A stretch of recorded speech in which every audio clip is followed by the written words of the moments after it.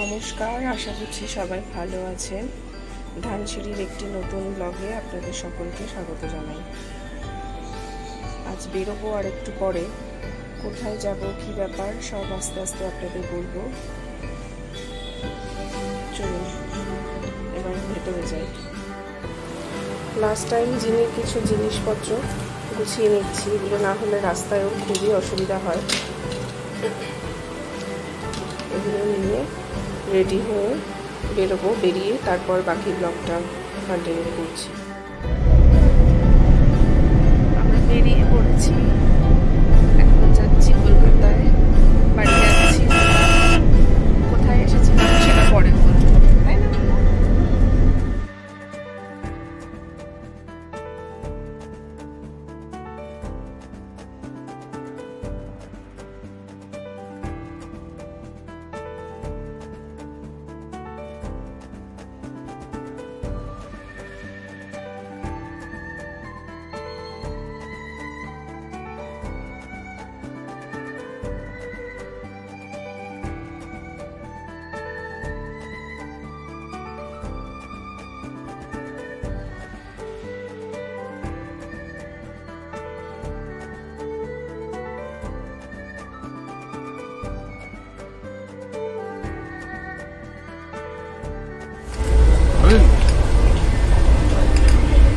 ট্রেনে উঠে গেছি আমরা,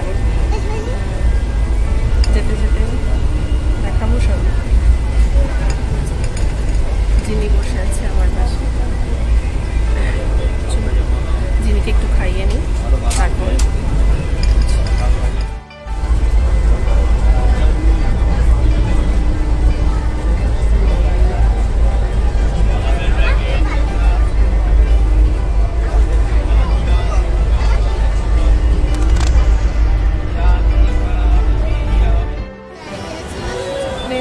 আমরা শিয়ালদায় এখন পার্কিংয়ে দাঁড়িয়ে আছি, প্রচণ্ড রোদ। তো বাবাই গেছে গাড়িটা সামনের দিকে এগিয়ে নিয়ে আসতে। গাড়ি আসুক, তারপর গাড়িতে উঠছি। এই যে মামা দাঁড়িয়ে আছে। ভীষণ রোদ, ভীষণ রোদ। মানে এতক্ষণ এসিতে থাকার পর বেরিয়ে আরও কষ্ট হচ্ছে। গাড়ি আসুক, গাড়িতে উঠি, তারপরে দেখা হচ্ছে। আমরা গাড়িতে উঠে গেছি,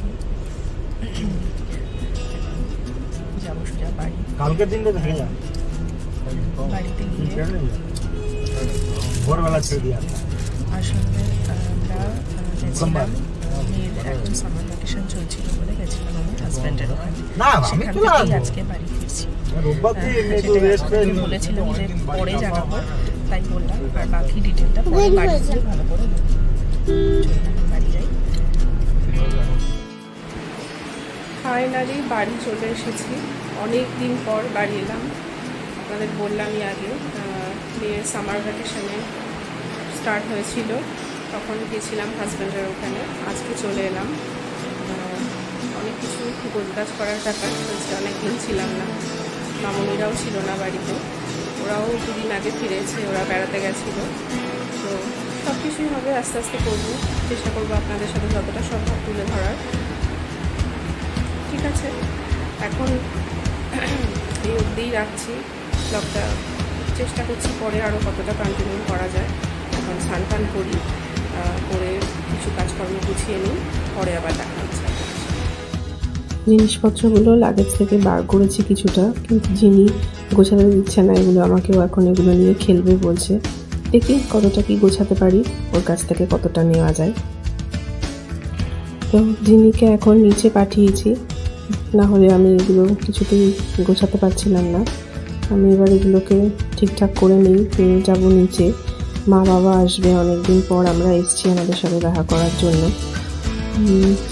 একটা কথা আপনাদের বলি, আমার এই ডেইলি লাইফ ব্লগগুলোর সাথে সাথে এডুকেশনাল ব্লগগুলোও আসতে থাকবে।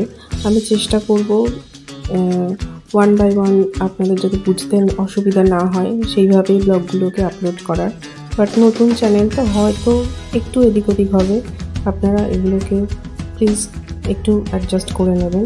আমি চেষ্টা করব নিয়মিত ব্লগ পোস্ট করার, আপনারা দেখতে থাকুন, আমার পাশে থাকুন, শুধু এটাই আমার একান্ত অনুরোধ সবার কাছে। তো এগুলো আমি এখন গুছিয়ে নিয়ে তারপরে নিচে গিয়ে দেখাচ্ছি কি হচ্ছে না হচ্ছে। আর চলুন এখন এগুলো আমি কাজটা করে চলে এসেছি নিচে।